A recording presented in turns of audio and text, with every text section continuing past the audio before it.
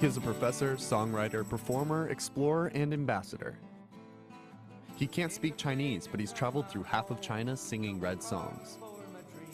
China's first premier, Zhou Enlai, is his idol. He is Mark Levine, a foreigner who has a Chinese dream.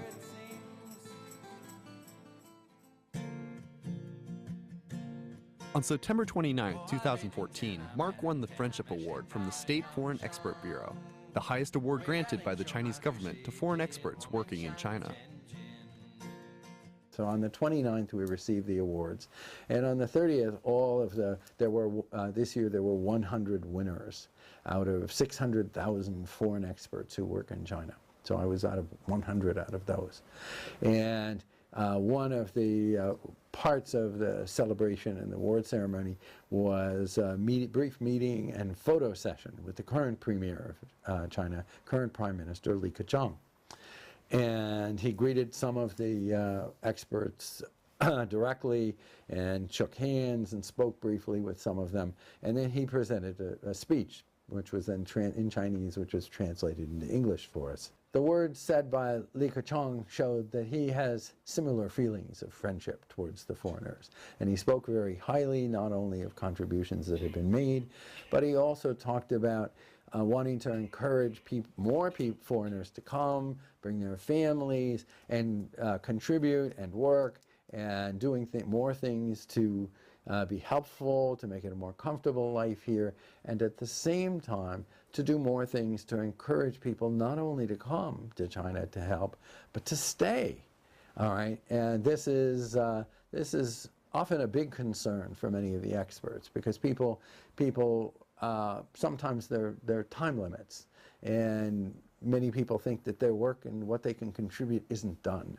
So the opportunity and the recognition by the government, and particularly the premier, that the government is going to do more to make that process a much easier one, and a even more welcoming, although it's already quite welcoming, is a very also a great rewarding experience.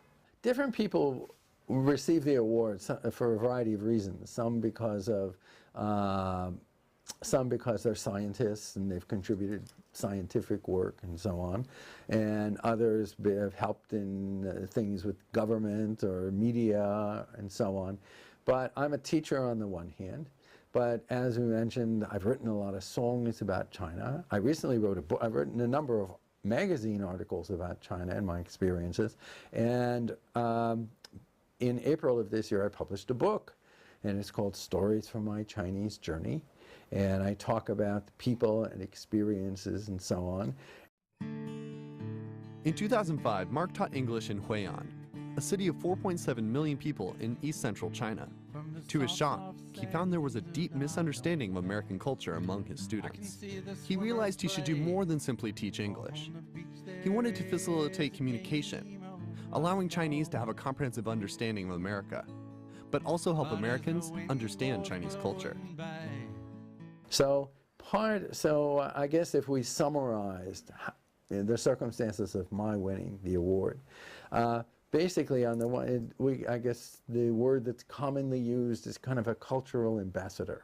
So part of what I do in my work here, it's not why I came, but part of what I do is I try to tell people not in China, about China and about the particular kinds of experiences that I had, the people that I met, the beautiful places that I've been, and the extraordinarily warm welcome. And also we talk about some problems, but also talk about how people work very seriously and hard in an effort to overcome those problems and work together. Mark began teaching at Minzu University of China in 2007. A premier university reserved for students from China's 56 ethnic minorities. After immersing himself in this dynamic melting pot of regional Chinese cultures, he became passionate about sharing these traditions and perspectives with the world. The other thing is I have a whole bunch of books that you may have seen, and they're books that are written by foreigners from who were in China in the 1920s and 30s and 40s and 50s and 60s, and they write about their experiences at different points in China. And one of the things that I've done here is I organized first a lecture series and then taught a class. The lecture series called They Helped Build New China, and I talked about the foreigners who had come 90 years ago, 80 years ago, 70 years ago, and the kind of contributions they had made. Most of these people are people that are definitely not known by college students, and oftentimes not known by older people. Everybody knows Bai Chuan, Norman Bethune. Many people know of Edgar Snow, but they were only two of the many foreigners who came. So through these lecture series, I've been able to teach Chinese students and teachers and others about contributions made by foreigners in the past in Chinese history, in the building of New China. And then I've also similarly taught my students and others about the West and Western countries and Western cultures and so on. So basically I stand in a way to communicate back and forth, telling China about the West and telling the West about China. Somebody wrote a poem about me called The Envoy. An envoy is kind of a diplomat or an ambassador, and talked about being that bridge, being that connection.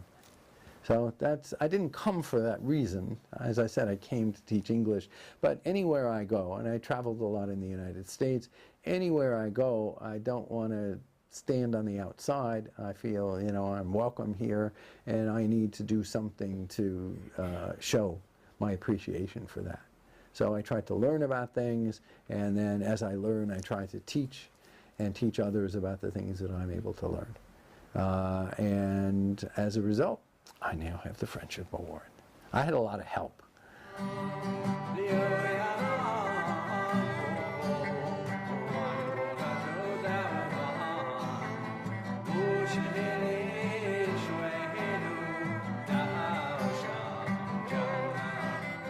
Inside Out is a music group made up of Mark and a Chinese musician, Fu Han. The duo is a fusion of Chinese and Western musical styles and tries to absorb the best qualities of both. There's the softness and ease of American country songs, as well as the natural purity of Chinese ballads. My songs also serve as a way of telling non-Chinese people about China.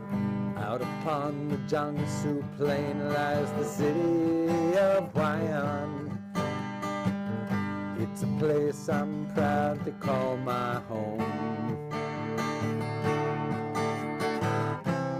Sitting on the Grand Canal, it's rich with history, but it's the promise of the future that means so much to me.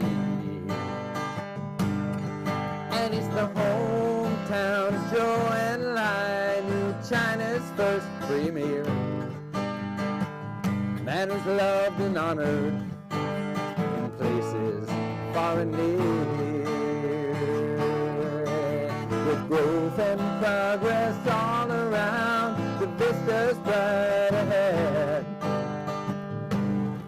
There was the promise of the future toward which Premier Zhou led.